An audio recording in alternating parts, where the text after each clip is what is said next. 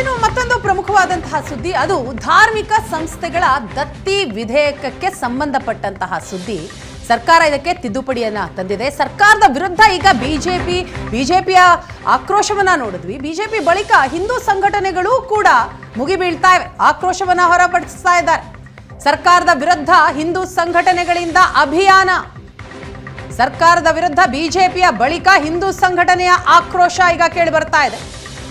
ಹಿಂದೂ ಸಂಘಟನೆಗಳಿಂದ ಅಭಿಯಾನಕ್ಕೂ ಕೂಡ ಮುಂದಾಗಲಾಗ್ತಾ ಇದೆ. ಸಾಮಾಜಿಕ ಜಾಲತಾಣದಲ್ಲಿ ಹಿಂದೂ ಸಂಘಟನೆಯ ಅಭಿಯಾನ, ನೋ ಹುಂಡಿ ಕಾಣಿಕೆ ಅಂತ ಪೋಸ್ಟರ್ ಅಭಿಯಾನಕ್ಕೆ ಮುಂದಾಗಿದ್ದಾರೆ ಹಿಂದೂ ಸಂಘಟನೆಯ ಕಾರ್ಯಕರ್ತರು.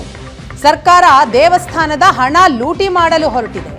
ಮಸೀದಿ, ದರ್ಗಾ, ಚರ್ಚ್ಗಳ ಬಗ್ಗೆ ಸರ್ಕಾರ ಚಕಾರ ಎತ್ತೋದಿಲ್ಲ, ಮಾತನಾಡೋದಿಲ್ಲ. ಆದರೆ ಹಿಂದೂ ದೇವಸ್ಥಾನಗಳನ್ನ ಯಾಕೆ ಟಾರ್ಗೆಟ್ ಮಾಡ್ತಾ ಇದೆ? ಅದನ್ನ ಕಂಟ್ರೋಲ್ ಮಾಡೋದಕ್ಕೆ ಯಾಕೆ ಮುಂದಾಗ್ತಾ ಇದೆ?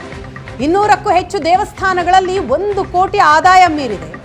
ದೇವಸ್ಥಾನಕ್ಕೆ ಹೋದ್ರೆ ಹುಂಡಿಗೆ ಹಣ ಹಾಕದಂತೆ ಮನವಿ ಕೂಡ ಮಾಡಲಾಗ್ತಾ ಇದೆ. ಹಿಂದೂ ಜನಜಾಗೃತಿ ಮುಖಂಡ ಮೋಹನ್ ಗೌಡ ನೇತೃತ್ವದಲ್ಲಿ ನಡೀತಾ ಇರುವ ಅಭಿಯಾನ ಇದು.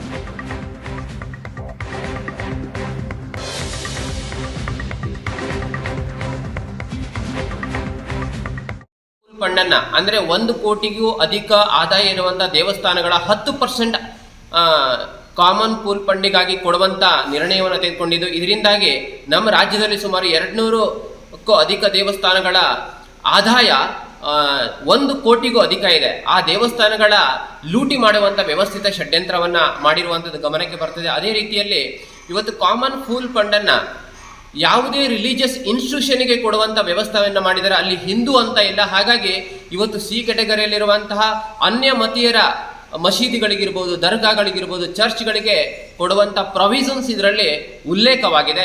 ಅದರ ಜೊತೆಗೆ ಇವತ್ತು ರಾಜ್ಯ ಧಾರ್ಮಿಕ ಪರಿಷತ್ ಇರ್ಬೋದು, ಜಿಲ್ಲಾ ಧಾರ್ಮಿಕ ಪರಿಷತ್ ಇರ್ಬೋದು, ಅದರಲ್ಲಿ AC, DC, ಫಾರೆಸ್ಟ್ ಡಿಪಾರ್ಟ್ಮೆಂಟಿನ ಅಧಿಕಾರಿಗಳಿರ್ಬೋದು, ಟೂರಿಸಂ ಡಿಪಾರ್ಟ್ಮೆಂಟಿನ ಅಧಿಕಾರಿಗಳು, ಪುರಾತತ್ವ ಇಲಾಖೆ ಅಧಿಕಾರಿಗಳು, ಅವರು ಸಹ ರಾಜ್ಯ ಧಾರ್ಮಿಕ ಪರಿಷತ್ ಜಿಲ್ಲಾ ಧಾರ್ಮಿಕ ಪರಿಷತ್ತಿನ ಮೆಂಬರ್ ಆಗಿರೋದ್ರಿಂದ ನಾಳೆಯ ದಿನಗಳಲ್ಲಿ ಅನ್ಯ ಮತೀಯರು ಫಾರೆಸ್ಟ್ AC, DC ಇವರಾಗಿದ್ದರೆ ಅವರು ಸಹ ದೇವಸ್ಥಾನದ ರಾಜ್ಯ ಧಾರ್ಮಿಕ ಪರಿಷತ್